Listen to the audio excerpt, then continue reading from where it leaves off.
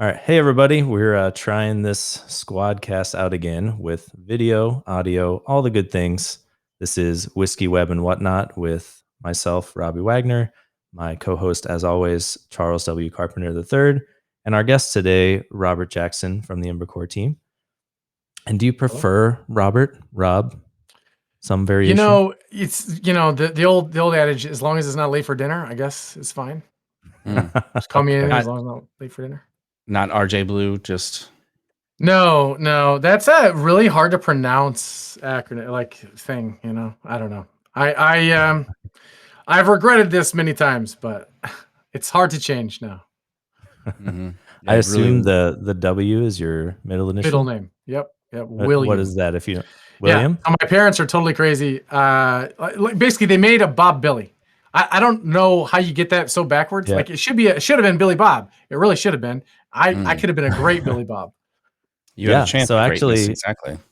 I am the exact same. I am Robert William. Oh, and, there you go. Yeah, and my parents thought the same thing. They didn't want me to be Billy Bob, so they switched them. And I'm just Charles William. So yeah, but you get the third. You're like all fancy. Yeah, and I try to lean into that. Don't carry around a monocle or anything. I should. That could be kind of mine. As I move into my mid 40s, that could start to be my thing, like leaning into the monocle. But and a cane. Yeah, getting close to that too. Yes, Mr. Peanut.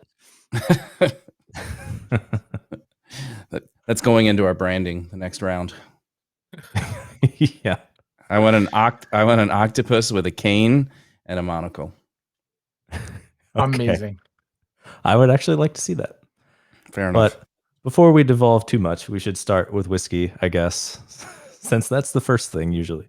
Yeah. So today we have Hughes Belle of Bedford straight rye whiskey. It is 95% rye and 5% barley.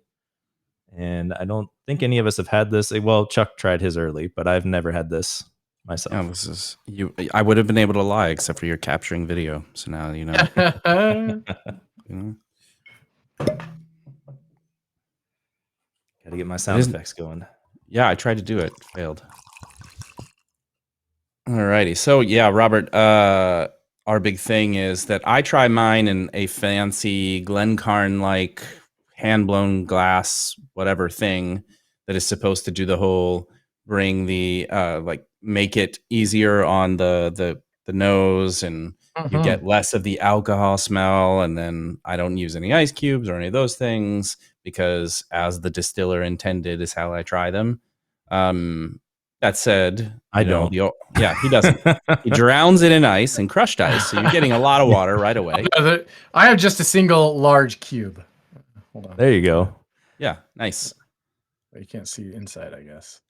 I do like the large cube. Yeah, they say I used to have spheres, but it was difficult. The crust just melts faster, right? It depends on what you're going for. Yeah, right.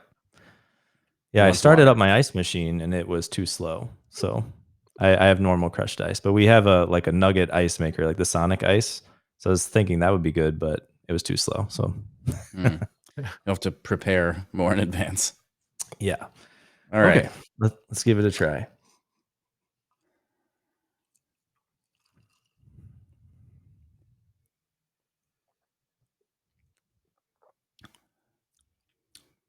A little leathery for me. Yeah. It's a little less spicy than I thought it would be for that much rye, honestly. Yeah.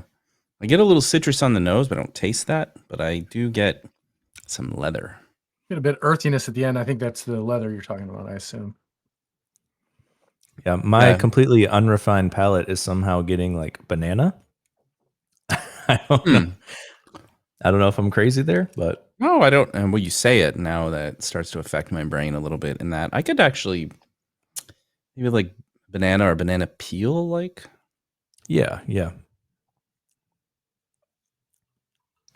These are all just very arbitrary anyway. What is my descriptor, your descriptor? Does it actually mean the same thing? It's a pretty funny thing. Well, just perception of senses, right? Yes. Does a cherry taste the same to me as it does you? I mean, who knows? I hope we're not eating the same cherry. That'd be weird.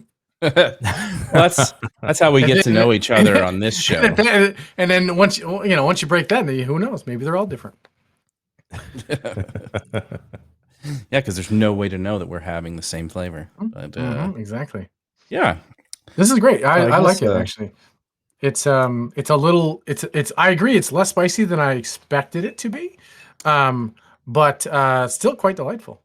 Yeah, Yeah, such yeah, high it's rye. I do like ryes, so I guess Yeah. maybe I'm spoiled there, but do we all have the same barrel number? That would be a I'm good thing to wondering. get, I guess. So I have 114th proof. I don't know if I have. On the there we go. side is the Yeah, I see that now. Barrel Mine's number 3703. 3703. Yep, same. Mine's bottle number 116 of 174. 114. Where do I see that? Oh, 95. It's right next to the barrel Mine's number. really early. Yeah. Oh, wow. Yeah, and for as strong as it is, it's not. It's The not mash real bill hot. is right there on the side. Yeah, Oh, is it really? exactly. Yeah, 95% rye, 5% barley. I'm so used to. I know. I'm so used to companies not doing it and having to just like look online to track all this stuff down. But I appreciate that goes in there. That's great. Yeah, Yeah, it is quite nice. Hughes Brothers from Pennsylvania. So I feel like oftentimes they try to hide it because they're there's a proprietary blend or whatever. yeah, it's our special family thing. But I mean, part of that though is the yeast, which a lot of these distilleries will have like their own proprietary family yeasts over many years, or the master distiller kind of comes in with their own, that kind of thing. So yep. Yeah, so I mean the grains, and you don't get to know the source of the grains, all kinds of weird things that make it seem like it's hard to make. Well, it's in their best interest to make it seem like it's hard, right? Right, exactly. Robbie looked into starting his own distillery. Yeah, up in the hills of Virginia. Yeah, got all the equipment, and then we were willing to do it without the permits initially, thinking it's no big deal if we get caught, whatever. But found out it was actually a pretty serious felony. So haven't you seen the Dukes of Hazzard, man? I don't think so, actually. No. Really? What? Yeah. Oh my. Okay. There's a generational difference. Like I can say that I had a Dukes of Hazzard big wheel as a kid. So, and I watched it a lot, loved it, have seen it more recently. Doesn't play as well. Oh, I'm sure it does not stand up. No. No. Even aside from how cheesy it is. I was not allowed to watch Dukes of Hazzard. I would sneak downstairs at 3 a.m. and watch it on the television. Wow. The one channel we got in over the airwaves. Wow. Nice. That's very solid. You were very dedicated to it. Where did you grow up? So Northern Illinois. So okay. Out in the boonies, in a town, a village, let's say, of 350 people. If you blink, you miss it. Oh. Right in the middle of a bunch of cornfields. Oh, interesting. The whole town was on an 80-acre plot, so that was the size of the whole town. Very interesting. And then you find yourself here in the technology landscape. Yeah, it's a crazy town. I've had pit stops along the way, so I was down in Florida for a long time, about 15, 16 years, and now I'm up in Rhode Island. So yeah, I can understand that escape. Although we're planning our family vacation road trip for the month of July. We're going to make our way out to Florida for some reason. I think Disney is a part of that. I feel like so I will also be in Florida in July. Going to we have a condo on the beach that we like to visit, a little timeshare setup in for the 4th of July. We get the week of the 4th off, so for work, so that's quite nice. So the whole company is sort of everyone except for some like folks trying to make sure the site stays up, which is pretty important. Get to take time off, so it's kind of nice. It's a nice little perk. Yeah. Come back and you don't have 10,000 emails from everyone because you took vacation and they didn't. So right, yeah, that's smart. Yeah, I like that. Yeah, so I guess we should give this a rating. We do a out of 8 tentacles rating for whiskeys. Ooh. So, okay. I don't know if it's the. Is it always a best whole rye number, I've or can had. you have a fraction of tentacle? We haven't done a fraction yet, but we would allow a fraction. Because I mean, like, what's calamari but a fraction of a tentacle? True. Yes, there we go. Yeah. I'm sorry, you're in for it. You're in for it today. Yeah, that's fine. Wait until you pour your second. Wait until you pour the second. I see. It's a trap. I see. It's a trap. Yeah.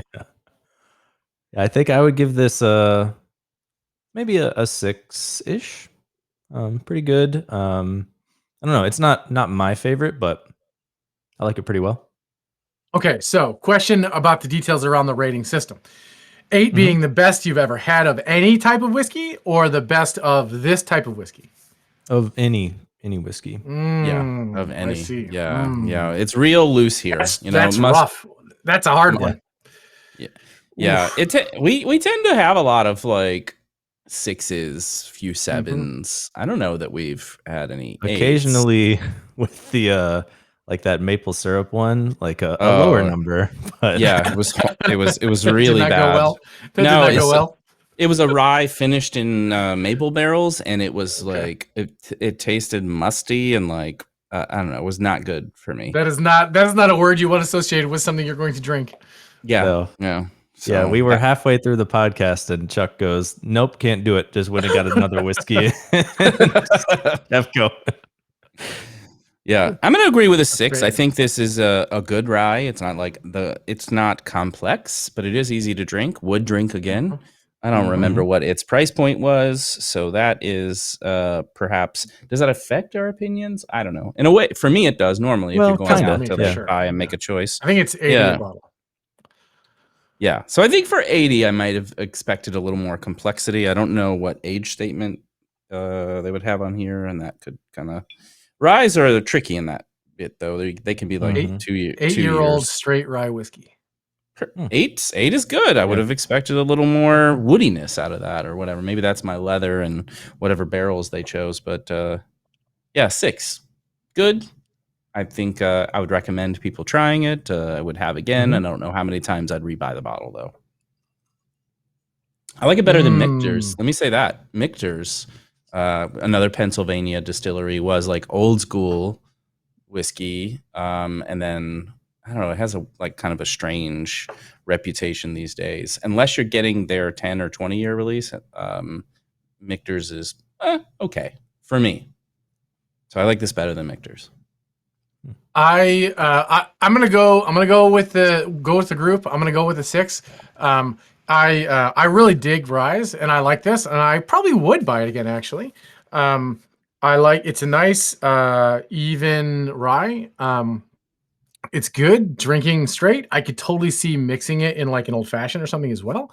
Probably would not do ice if I were doing it again. Because I don't. Basically, with a rye, oftentimes I'll go with an ice cube because it'll reduce a little bit of that spiciness over time.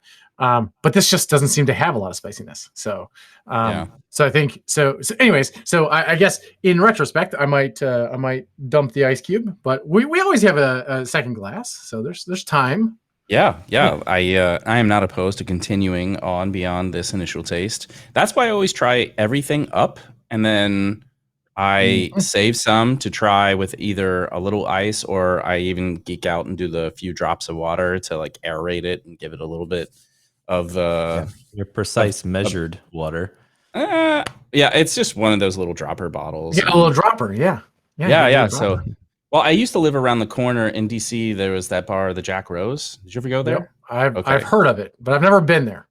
It's insane. It's the best whiskey bar I've ever been to, and hopefully it's sustaining decently. What about the one in Portland? Pandemic. That was fun. It was good, but no one can touch the depth of the Jack Rose thus far. I've been a few places in like San Francisco and stuff too that are like touted as there's one called like I think it's like Hay Needle or Haystack or something like that in Louisville that also has a pretty good whiskey selection. And given that they're in the motherland, I was thinking bourbon because that's one of my go-tos. I was thinking like, oh man, they're just going to crush it. But the Jack Rose still wins. And it was dangerous. I lived around the corner.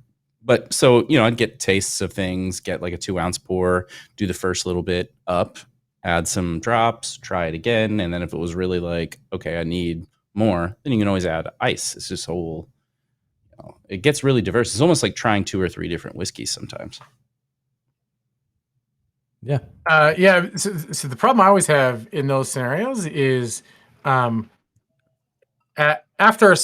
a tail off of your ability to taste well. I think, at least for me, and even just flights like that are lower volume than a 2 or 3 finger pour, I guess. I feel like if you do in the wrong order, you end up blowing it out. Or, anyways, I find those quite hard. I try really hard to stick with one through the duration. But that really defeats the purpose of places like this where they have so many options. It's just so hard. Yeah, you've got to go and really take advantage of it. Like I said, it was dangerous for a little while when I lived around the corner. And whiskey prices weren't as crazy at that time. I mean, the last time we were there, when you had pours that were like $50 an ounce or on up, and for things that didn't seem like it should be that crazy, then you really got to do it right. But yeah, they say that you go from low to high proof is one of the things. I do find that crackers, like unsalted, like oyster crackers in between, will help cleanse the palate too and give you a little bit of break. Yeah. So those are some of the tips and tricks. If you that seems good. Yeah, I'll definitely give it a whirl. I think I usually, I guess, and I was talking to Robbie about this. Like my default go-to is like a Scotch, and then rye is a second. But the Scotch prices have just been through the roof. So so it's tough to find a good one. So I've been on the rye front. I've been going through a bit of Whistle Pig kick lately, and I think this sits nicely with us. So not quite their Boss Hog, I guess, which is I think a 15-year if I recall, but the 10-year totally does it justice. It's just a little less spicy, I guess. Yeah. So you answered one of my questions, which would have been around like kind of where's your jam normally in the rye bit. I don't know if you've talked with Robbie any about his regular. He's got a rye that he's always going to. Oh, wow. Yeah, it's Sagamore Spirits rye. It's fairly cheap and fairly good. So it's hard to beat when that's that combo there. So. And I recommend it in particular if you can get a barrel proof one. They're like $50-$60, and I wasn't expecting much, and I go back to it quite a bit. I think that's really good. And then on the other side, if you want some of that spice, and then especially like going right into the cube, I don't know if you've had the Willet 4-year rye. I have not. I also highly recommend that. Well, gotta write down. Got the old pen out. Yeah. So I've been doing Willet for years, been to the distillery a couple of times. It is becoming harder and harder to get a lot of their other things. So they have a pot still bourbon, a couple of other like small things, but they have a rye that they've been distilling themselves. And it was a 3-year, now it bumped to a 4. It's real good. It's been like pretty consistent and good even through both of those differences in age statement. Have you gone down the path of Japanese whiskeys, though? So I have not. Mostly because I have a nice collection of scotches that I really enjoy, and I just haven't branched out into the Japanese whiskeys. I realize they're not Scotch, so but I do think that they're on my list, basically. I do think that I would prefer over bourbon. I like a good bourbon, especially it's just especially like in some old fashioned nice setups or whatever, in a mixed drink, I guess is what I was going to say, which is probably sacrilege for this podcast, but hey, we are who we are. You like what you like. I just think they're too sweet straight. It's too sweet for me. For what it is. If I'm going to go neat, I'm going to go with usually a rye these days. I do have the Boss Hog, which is I think a 15. Whistle Pig. It's quite good. That's by like top shelf rye that I have. And then, but probably I'd say daily driver, though not daily, weekly, monthly, I don't know. I don't judge. Is yeah, it's a safe space. I appreciate that. Is the 10-year. It's just less expensive. You can have it. I dig that. Yeah, I mean, whether you're having it daily or not, your daily sipper is usually something like that you would say like, oh, it's got a good price point. I can have it on the regular. You don't feel bad about drinking it. You don't feel bad about drinking it. If you dip it into a cocktail, that's not too crazy. Maybe not all the time, but so I'm going to recommend that you look up this rye cocktail called the Final Ward. Final Ward. Yes. Okay. So I also like gin. That's kind of like my side chick. And so Negronis are my jam, especially during the summer. It's hot here in Phoenix, blah, blah, blah. We all move to the desert and then we're surprised when the sun burns our skin. I don't know how that happens. But yeah, Negronis had been my jam. A colleague recently introduced me to a cocktail called The Last Word. It's gin-based, has absinthe, a maraschino liqueur, and lime juice. And there's a tweak on that called the Final Ward. Love both of those. So the Final Ward is a rye-based cocktail, lemon juice. The other two things are still there, and it's good. I wasn't expecting a lot. I was just like, oh, this seems kind of interesting, but you have one, that's great, and then you just maybe go to your sipper the rest of the night, that kind of thing. Gotcha. So it's rye and what else?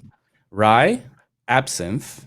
Rye, green chartreuse, maraschino liqueur, and lemon juice. My other cocktail of choice these days has been a Sazerac, because it's kind of easy but complex. I'm a big fan of Alton Brown, and that's like his go-to cocktail. So when I'm cooking, I feel very Alton Brown. I make my Sazerac and then get into it. So also rye based. So I dig a Sazerac, yeah.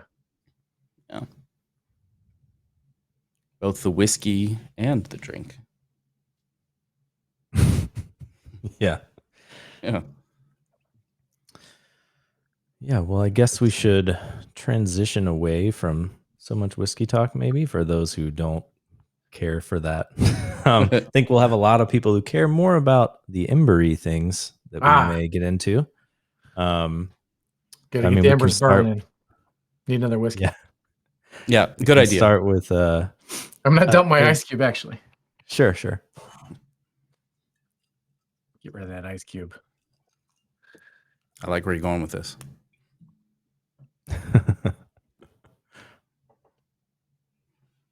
So, what's ember? No, I'm just kidding. Well, it's, when fire burns down, the best part of the fire actually is the embers, like That's really, true. It really is. That's my favorite part, when there's basically no light left and it's just the red. Anyways, this is a weird place. I think that's more whatnot than the web, but we can always circle back, and go into that. Yeah, I feel like it's a continuum, like it's a constant motion situation. Yeah. So I don't know how many times you've answered basically these exact same questions on other podcasts and things, but how'd you get into Ember? Well, so forever ago, it seems like now, I worked at a healthcare company, and we did billing for we were those hated billing people for a group of anesthesiologists across the state of Florida. And I think right around that time, the HIPAA, which you've probably seen now at this point, was just breaking through the legislature and basically required loads and loads of changes to practices of anything with health records. All of the stuff was good. Requires you to authorize release of records, requires that we the healthcare providers kept medical records secure, all that stuff. All that was like really good, and prior to it, it was unregulated and often maintained in a way that was For today's like 2021 standards, just super insecure. Just like very like not encrypted, just or all paper, and people would have stacks of paper running around, like, all that not good stuff. So our billing system was all custom written software that I wrote, and we were, in my opinion, very, very efficient. However, the requirements, our compliance attorney basically told us that we could no longer cache images on the devices, on like our people's devices. Like they're doing data entry essentially, and they're having images. And we were totally geared for like remote work. This was 20 years ago now. Well, no, shoot, I started there 20 years ago. It hasn't been 20 years since I did Ember. Ember hasn't been around 20 years, but it was it's been a while, 9 years, something like that. And the point being, we were doing, sort of .NET, like ASP.NET sort of web stuff, and it just did a lot of caching. Additionally, we had some like .NET WinForms type stuff, and I say .NET because then it makes me look like not an idiot, but it was all Visual Basic. So it was all Visual Basic. So to this day, I think I've written more lines of code in Visual Basic than JavaScript, which if you look at my GitHub profile, might be a bit surprising. But it is true. All of it was just private code. So anyways, sorry, back to the story. The compliance attorney said we couldn't cache images on devices any longer. And again, for good reason, like people could compromise our remote workers' machines, all that jazz. So I needed a way to have, instead of using ASP.NET or Rails, instead of having those images refreshed and cached so that they would refresh faster, we had to run, we decided to go with single page app and make it long-lived state instead of, so we didn't have to cache it, just stayed in memory, which they said was fine, basically. It's pretty crazy that we found a lawyer 10 years ago, I guess, that like was in tune with like browser caching and like local on disk caching. That still surprises me to this day, but it seemed great. You have to be an expert. So at that point we were a mixture ASP.NET and Rails shop, and we were trying to look for an alternative. Being into the Rails side, I saw Yehuda and folks in the Rails community also involved in Ember, so I decided to pick it up. This was before 1.0.0 was released of Ember.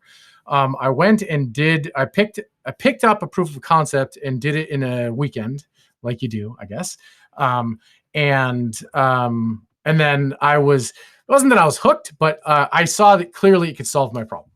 And then from there, I signed up for a training class that Yehuda and Tom put on in Chicago, of all places, that August, I guess. And went to that training, and that's where I met them. Although I'm sure they don't remember me at all from that day, because I wasn't involved in Ember at all. I just was some random person in a group of 30. And at that point, I really started doing more and more Ember stuff. I got pretty annoyed at ergonomics problems, so I started fixing things. This was back before Ember CLI existed. That was the Ember App Kit, which is a super long time ago. And I was filing bugs and issues on Ember App Kit, and Steph Penner pinged me, and he's like, "Hey, I'm just gonna give you a commit bit, and I think your taste is good, and we'll move forward, and that way you don't have to wait on all these reviews and all this stuff." And I'm like, "Oh no." And so that's the curse. So then I felt somehow obligated to help everyone and support all the things, and that morphed into, well, what was wrong with Ember App Kit? For those that don't know, that was a grunt-based build pipeline and a template. So you'd clone the repo, and it would lay out your app. And since all of that code lived in your local app, it was basically impossible to upgrade, because any customizations you did just turned into a liability. So there's a multi-hundred line grunt file, and if you customize it to have special assets or to do SAS compilation or pick a thing that people care about, you ended up making tweaks to that file. So now you couldn't upgrade. You were just stuck because your upgrade was effectively try to set up Git remotes and do a Git merge tool to manually figure out the diff. It's real bad news bears, bad juju. So we moved to the idea with Ember CLI was that the boilerplate code, the code that made the system work, was shipped in separately and independent of your code, and it wasn't intertwined, so that you could independently upgrade individual things. That was the rough pitch. So that made a big difference. And being able to move to Ember CLI from AppKit meant that now I could continue to stay up to date and upgraded in my work apps, and kind of keep going. But that was the downward spiral, if you will, into maintenance of all the things in the world.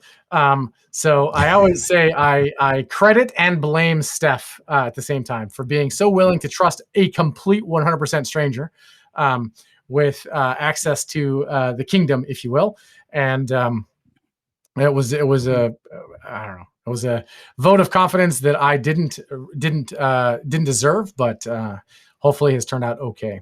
At the time, I will say I also didn't know JavaScript, so like basically at all. So I was working in Ember trying to help out Ember, and at the time, Ember's build pipeline was actually Ruby based, which I did know because of my Rails background. So I started just doing PRs randomly, one-off PRs to the Ruby build pipeline, and got to the point where I sort of owned that whole end-to-end system on Ember itself. And as I was trying to learn JavaScript, I was learning JavaScript by reading Ember's code, which, let me just tell you, do not suggest. I do not advise this. There is some of the most esoteric sort of hot path, like manual optimization stuff going on there that you might ever imagine. But that's how I learned JavaScript, I guess. So I am a poisoned mind, I think. But as we move forward, I slowly began learning more and more JavaScript and could actually do changes. And I started with, on the Ember side, started with just documentation fixes because I didn't understand how the thing worked. And I would step through the code and figure it out. And I'm like, oh, no, this documentation is wrong, or there is no documentation, or whatever. And leading up to the Ember 1.0.0, there was a big like call for documentation sort of meta issue that Trek Galaki put together. And then I just picked up individual files and started reviewing them and adding documentation. Anyways, that was a super long-winded answer to a very short question. It's a good answer, though. Yeah, I remember looking through the Ember source, like when I first started using Ember, thinking, I want to contribute back in some way. And every time I would open it, I went, no thanks. Like, I have no idea what's going on in here. So yeah, that's kind of how I got more on the learning team documentation side of things. Because there's a lot of crazy stuff in there, and Yep. I forget what the thing was, but there was something where there was like a website. There was like number of people that understand Ember something. Yes. Ember Metal. You know what I'm talking about? Number of people that understand EmberMetal.com. It's like 4.5 or something. It's like Alex Machnier, made that site. I don't know if it's still on, but yeah, he made that site, and it's good. Oh, it's in my it's in my Chrome cache apparently. It is not a domain anymore, but Chrome still knows that I want to go to it.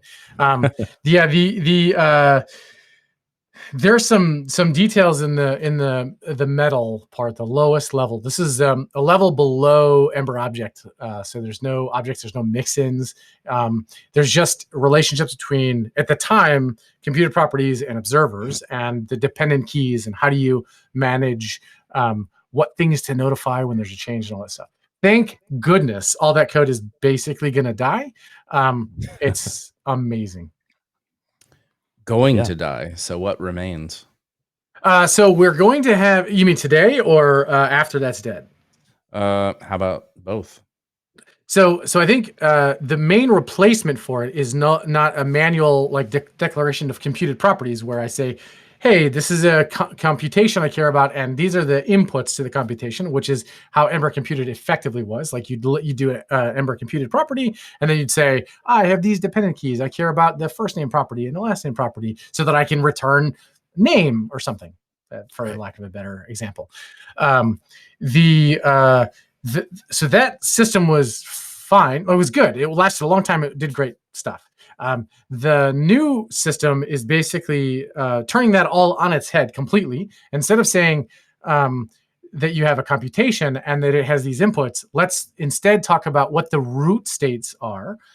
So the root states in this case, for my little name example, was the first and last name. So if I can mark that those root states are something I care to track, then any computation I do can just see, oh, I used those root states. So by definition, when I compute name, I care about first and last or something like that. So that lets us that's basically the auto tracking system that we have today in Ember Octane. That I think landed in Ember 3.14 or something, 3.15. But Octane era, which Octane was released in Ember 3.16. But the idea is if you can identify your root states, then all the computations can be derived from those root states, and those computations can be cached so they invalidate when any individual root state thing is set or signed. So you set up at tracked in Ember in an Ember, actually it doesn't have to be an Ember class, any class, and that decorator turns into a getter and a setter for that property. And when it's set, we essentially invalidate anybody that had consumed the getter. So I guess that's how it works. That's a great explanation. Yeah. Oh, totally makes sense. And to be fair, I haven't really done much Ember work in the last couple of years, except for Robbie forcing me into an Electron app to integrate an API, a serverless API I built over the last couple of months. And I'm like, oh yeah, but it is straightforward, and I have familiarity, and coming back into some of those things is nice. I think the nice thing about the Octane model is that you're just using JavaScript now, which if you'd asked 8 years ago me if that would be a good thing, I would have said no, because 8 years ago JavaScript kind of sucked. So there was no classes conceptually. There was no async await. There was no promises even in the language. So loads of good things have happened in JavaScript, and now embracing it makes a lot more sense. And so I think as we continue to move forward, evolving our system to not be, do it the Ember way. Well, it's just idiomatic JavaScript. Just do it the JavaScript right way, and you don't need a special Ember thing. It's just Ember is aware of the way JavaScript works. I've got 2 triggers right here that I want to kind of take a pause on and see what you think.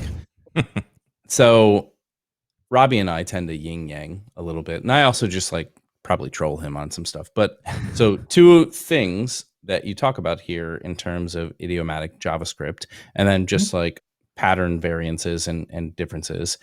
Mm-hmm. So we all know that React idioms are going down the functional path. So no classes whatsoever. So one of the big things you talk about, and when you get rid of classes, you no longer have the benefits of decorators. So what do you think about that?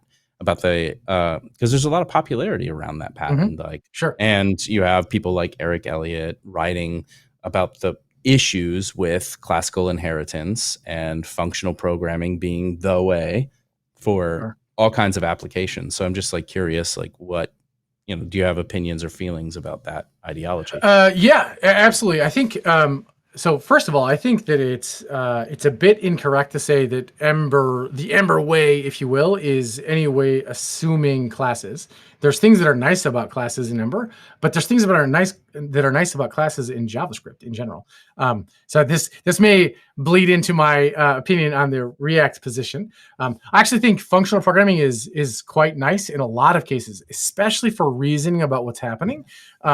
And I can call a function, I can step into it, I can see what's happening, I can see what it does, I can change local variables, I can do things, and it's easy to reason about. I don't have to worry about long-lived state, because long-lived state and it's effectively a cache invalidation problem waiting to happen. So that's totally real. But the fact of the matter is, we're writing long-lived applications. They have state. So there's a bit of a balance that is important. I think the computation of what to show and how to decide what to show is like in a web app is really important. And I think having that be derivable, either functional or class wise, I think that is the goal. The class system doesn't have to be inherently harder to understand. Although I will totally agree that it often is, because once you give someone inheritance, they tend to use it like I've got a hammer and everything's a nail. But that's not a problem with classes. That's a problem with people thinking they have to use them for every possible solution. Like I think oftentimes the solution to is composition, not inheritance. Having multiple classes that have long-lived state that you have small one-off classes that you give as collaborators to other objects or to functions is a totally valid and useful way to code, and is a nice blending between the two styles, the two functional style and the class style.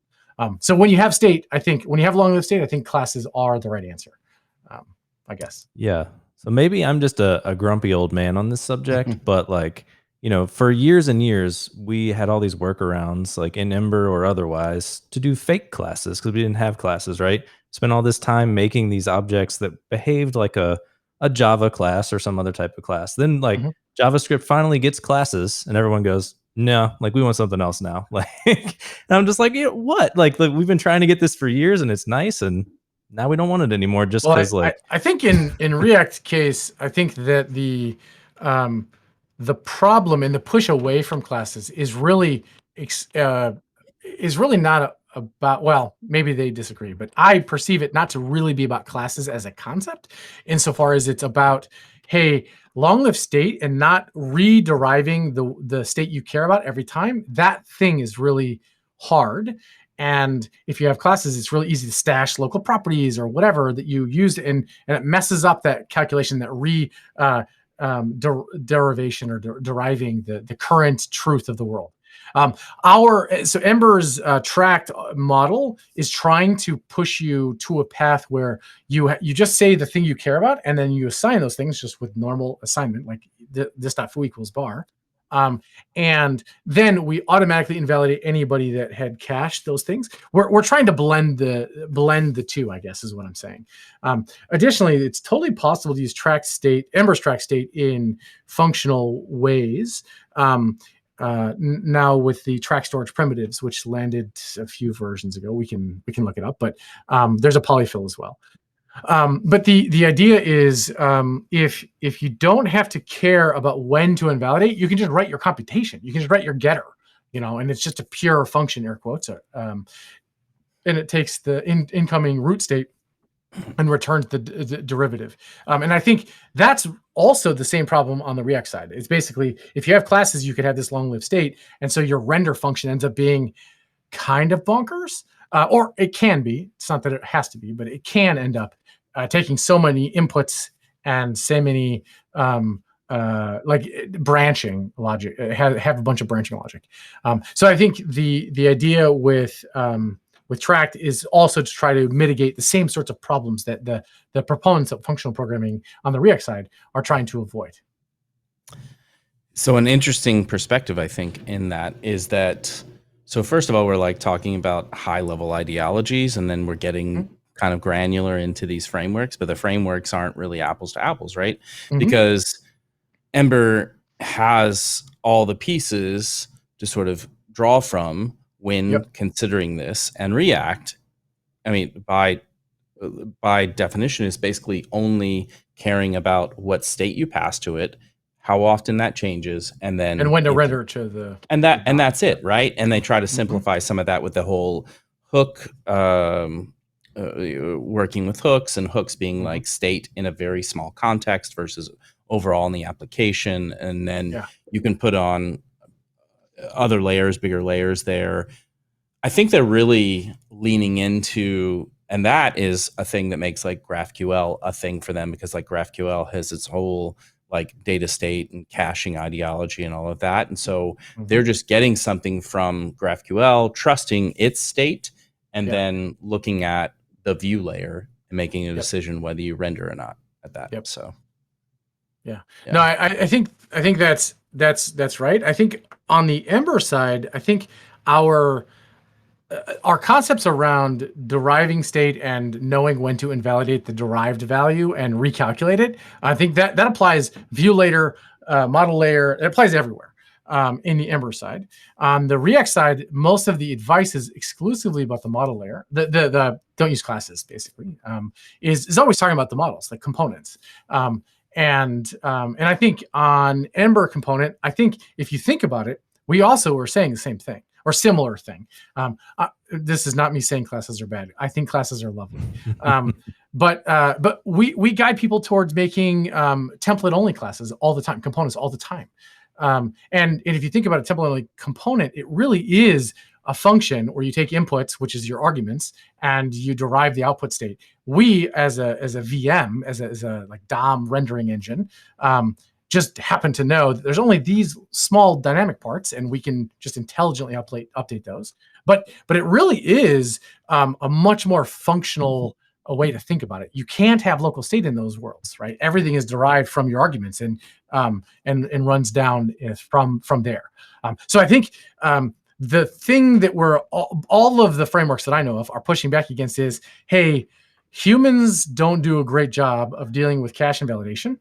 And we should try to guide them towards the pit of success instead of down the pit of doom. I guess that's how I think about it. Yeah, that and naming things. We're not good at cache and naming things. I went off by one if we're listing them. Yeah. I ruined that joke, but whatever. I have a moment here to like lean into like, I want this t-shirt. So, and I've seen like terrible variations, and then I saw this really kind of good like programming-y kind of one. And basically is like a function that outputs cache rules everything around me. Cache spelled our way. And that is a dream of mine that I keep hoping to receive on some Christmas or birthday gift, but it hasn't happened yet. You've got to just like go to Cotton Bureau, own that thing, and submit the design. It'd be great. Fun fact, we have our design on Cotton Bureau purely for the ability to like do one-off shirts, and they accepted it. The giant octubus. Boom, that's great. It's on there. That's great. I think we sold 10. Yeah. Not to plug them, but I subscribe to their T-shirt Tuesday newsletter, and I order random T-shirts from them roughly monthly. Yeah, why not? Yeah. Well, there we go. Mostly Double for the plug kids. for them. Yeah. Mostly for the kids. I don't wear T-shirts, but. Oh, well, see, that is why. That's one of the reasons. We print off some swag a couple of times a year, and so we have gotten some things for my kids, but they keep growing. I don't know what happens, and that goes pretty quickly. And I think it has to do with feeding them. If you just stop, maybe they wouldn't grow. And then my guilt grows. So like, which one? Which one is better? True story. Can't relate.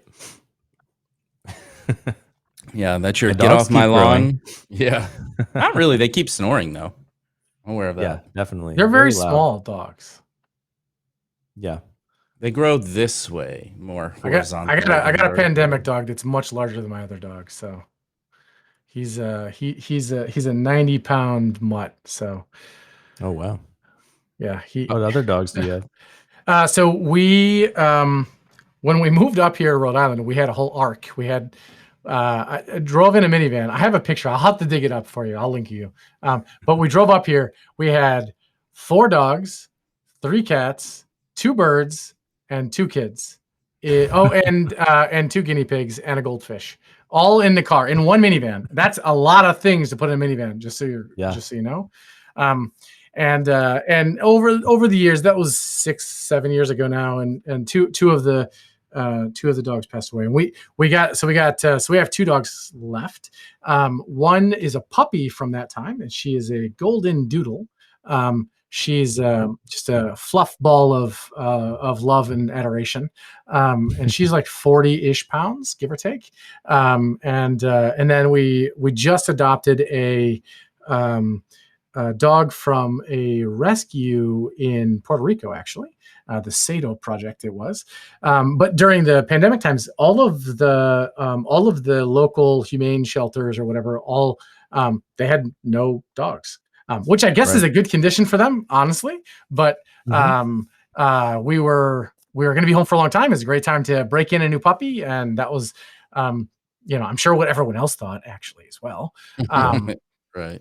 And but yeah, we adopted one. He flew in from Puerto Rico, and we got him in August. So he's just a mutt basically. He's 50 some odd % German Shepherd, so that's where the size comes from. But then like Shih Tzu and one other, a Beagle, Shih Tzu and Beagle. Those are the three main things. And it's like, I don't know how you get that cross. Yeah, but there's some logistics issues there. I want to come back to the Dukes of Hazzard. Did you name him Flash? No. His name is Rory. So our other dog's name is Clara. And this is a Doctor Who a throwback here. So Clara and Roy are both Doctor Who characters. So from the reboot, not the original old wacky one. Sorry if that offends anyone. I haven't watched either. So same actually. I started watching Jupiter's Legacy recently in terms of like the sci-fi superhero realm of things. How have you liked it? More than I thought I would, because no offense to Transformers. I like Transformers in general just because I grew up with them. But sure. Josh Jamal, I was like, I don't know. Maybe not too great. But I'm quite interested in the story. I know it's based on comics. I don't have time to read things, but stay up late, drink whiskey, and watch something on Netflix that my wife doesn't want to see. That's the thing you can sign up for. Boom, I can do that. So sign me up. Thus far, a few episodes in, I think the story is interesting enough that I'm into it. That's how I usually watch those Marvel things. It used to be on a plane going somewhere. Hasn't been much of that lately. Now you don't have to do that. Yes. Yeah. So now I have to stay better up late. or worse, I guess. Yeah. Disney Plus for my kids. So our situations are like somewhat reversed in the sense that my wife just vets new stuff for me, and she says, you'd like this, or no, you wouldn't like that. So she just watched Jupiter's Legacy, and she's like, you should watch it. It's a little dark for you, but it's going to be fun. You'll like it. Yeah. I'm like, okay. Wow. Sounds okay. Good. Sounds good. Ringing endorsement from the boss of me. Yeah, I like that. I don't think I've really gotten into the dark parts yet, so I'm looking forward to that. Then I like some depth there. Spoilers here. No spoilers. But did you watch WandaVision and the? I did. I loved WandaVision. That was great. I'm roughly allergic to the old school. I guess old school. When we were growing up, everything would come out weekly, and you'd have to show up at a time and watch it. I hate that. I can't stand it. I just want to binge it. So we waited till all of them were out, and we watched them all. Me, myself, my wife, and the two boys, 13 and 11 and a half. We watched them all straight through. Like we started a little bit too late, so we didn't finish till like 1 a.m.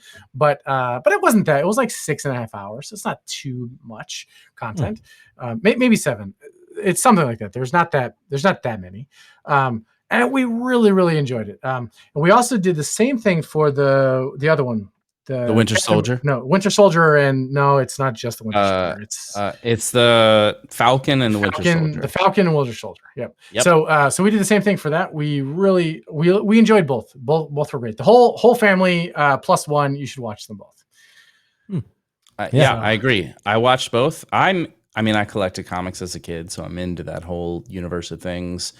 I feel my son so my son is 4, my daughter's 2. I started late in the game. It's a young man's game, Robbie. That's a nice split, though. That's a nice split. Oh, it's perfect. I don't want to. By the time you're out of diapers, you're out of diapers. You know, yeah. So started late in the whole game. Infants are tough. Get going, Robbie. But the fact that we had that split is good though. So we were lucky there. Both times planned and first time. Nice. That's great. I don't know. Yeah. I don't want to be braggadocious, but I know it's sometimes tough. Without going into much detail, we've tried a little bit and haven't had a ton of success yet. So Well, yeah, the we're working practice on is it. the key, Robbie. The practice is the key. Yeah. Exactly. Keep practicing. That's the number one Yeah. thing. Yeah. Yep. Practice makes perfect. That's what they say. Uh-huh. So, Robbie, Guys- do you not do the Marvel universe? No, I do. I thought so. You were saying that's on Netflix? No, those are both on No. Disney Okay. Plus. All I the was gonna Marvel say. stuff's on Disney Plus. Yeah. Yeah. Right. So And- I really liked. I honestly forget who's Marvel and who's not, but all the shows that were on Netflix, like Daredevil and stuff, that was Marvel, right? Yeah, that was Marvel Universe. Yeah, exactly. But then once Disney bought Marvel, which has been a while now, but they're sort of taking over the whole universe Right. stuff. Yeah, those Yeah, so I licenses watched- expired and all that stuff. Yeah. I watched all of those when they were on Netflix, like Daredevil. I think and those were great, Iron actually. Fist, and yeah, I Luke liked all of Cage, I those. think, and Mm-hmm. yeah, Iron. Okay, so let's talk a minute about Iron Fist. It was a little hokey.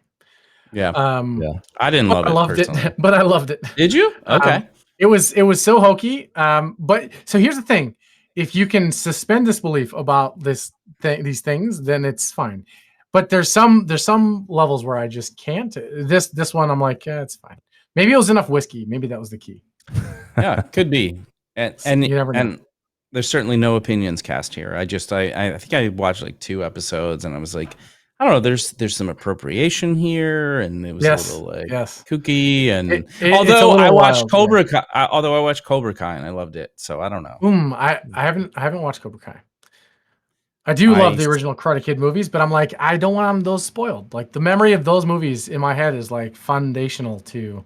Like, it's just as reality. cheesy as those movies. So that's where it delivers. So it can't ruin it. Okay. All Yeah, right. yeah. It's just as cheesy in those ways. So it kind of like keeps that going.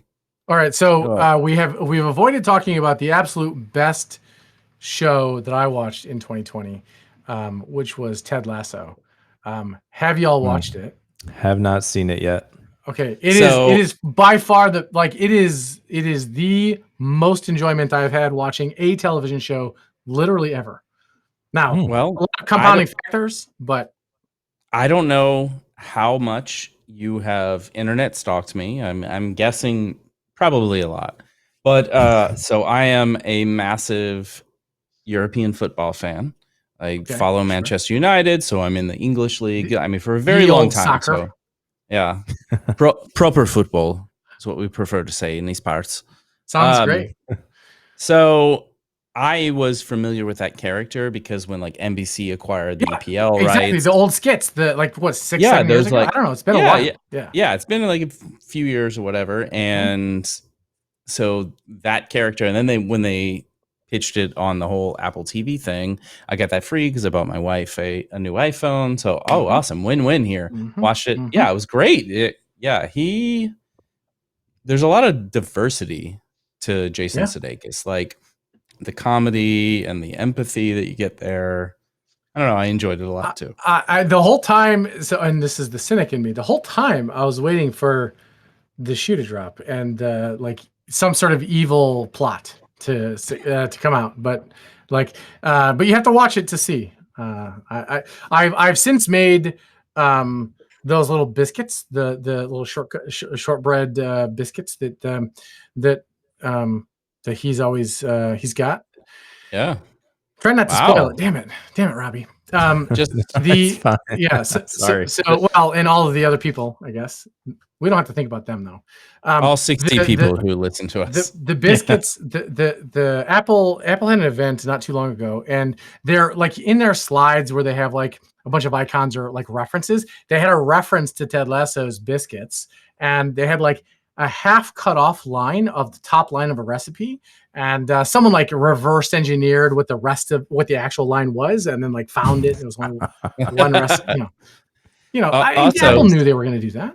Yeah. Also, fun fact that biscuits in England are just cookies. Crisps are chips. Chips are fries. So the chips and fries and crisps, that thing is very confusing to me. Yeah.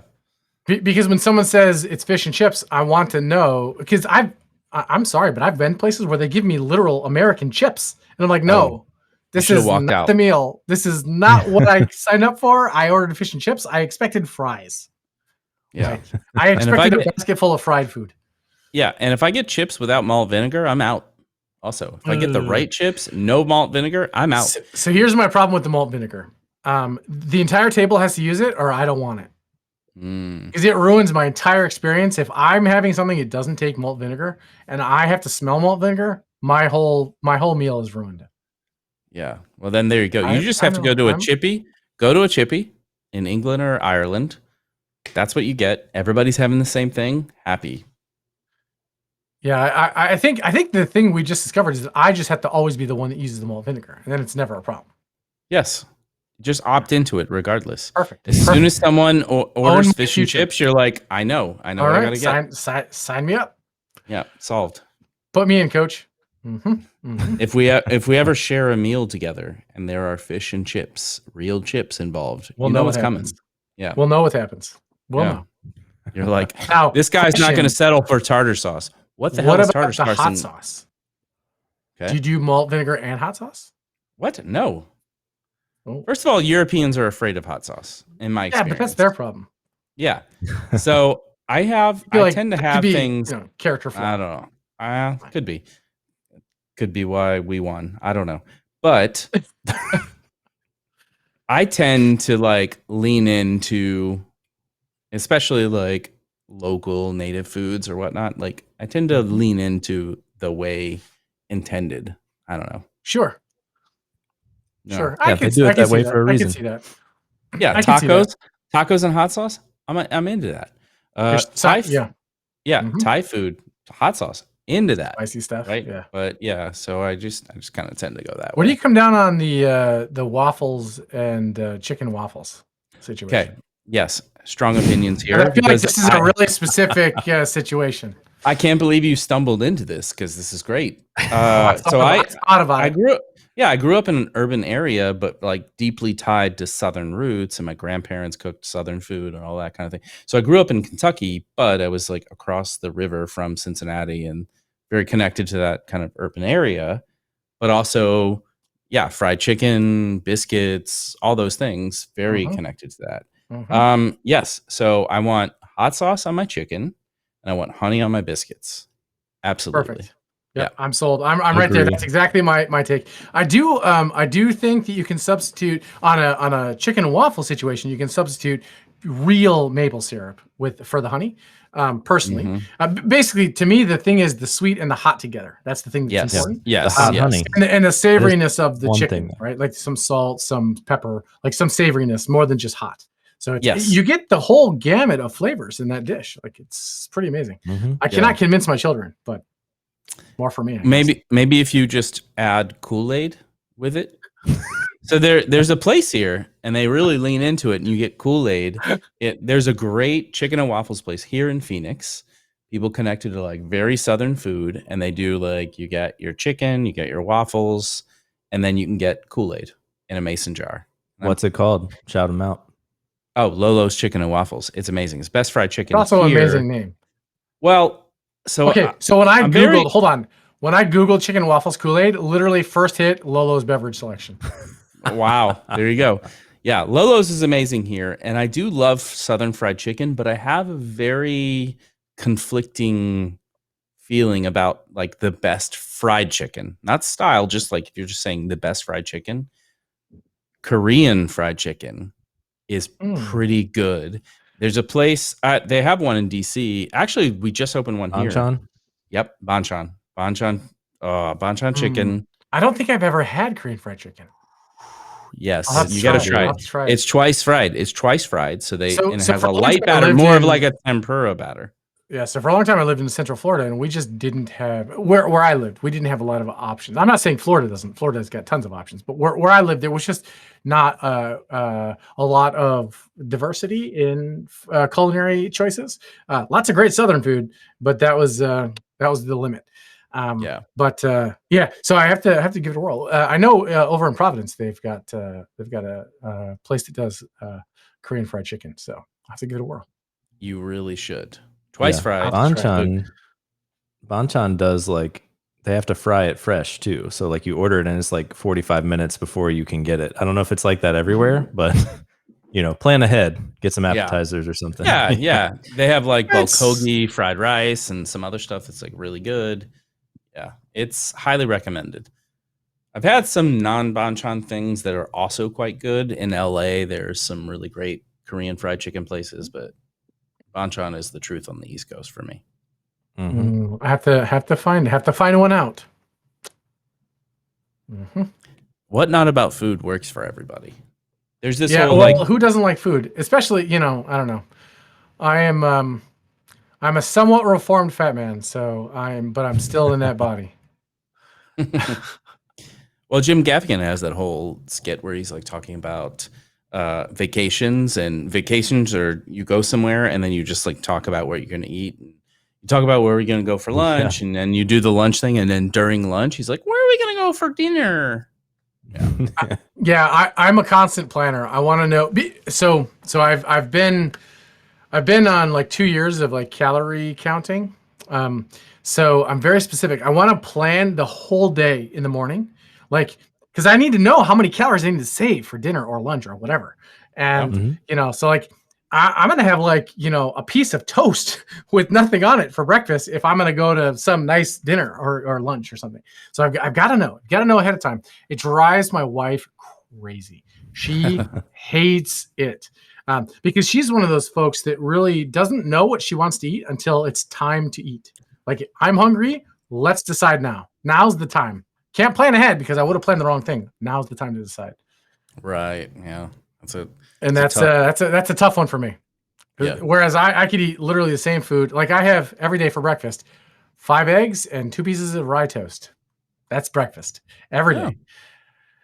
Are your eggs fried or scrambled? So fried most of the time. We have chickens, so we have roughly 18 to 20 chickens.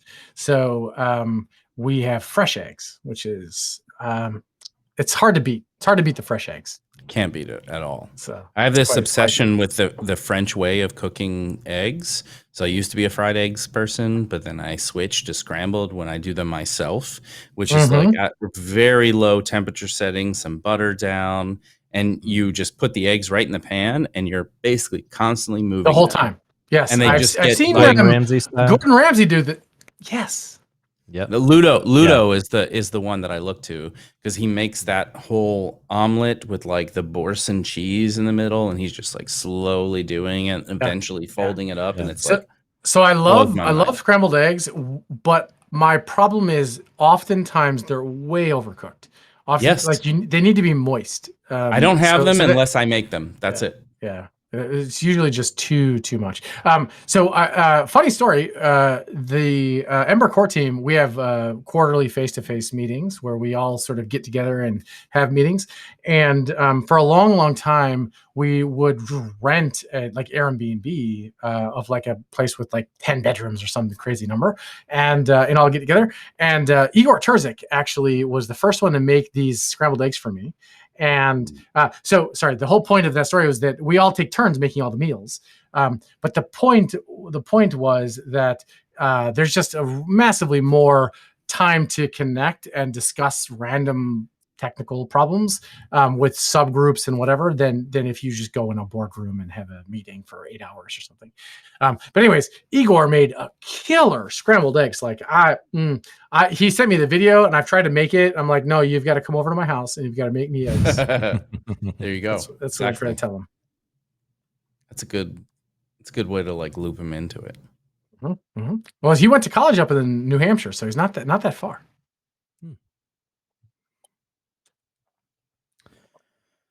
All right. Well, we are well over an hour now, so guess we'll end it here. What is the goal?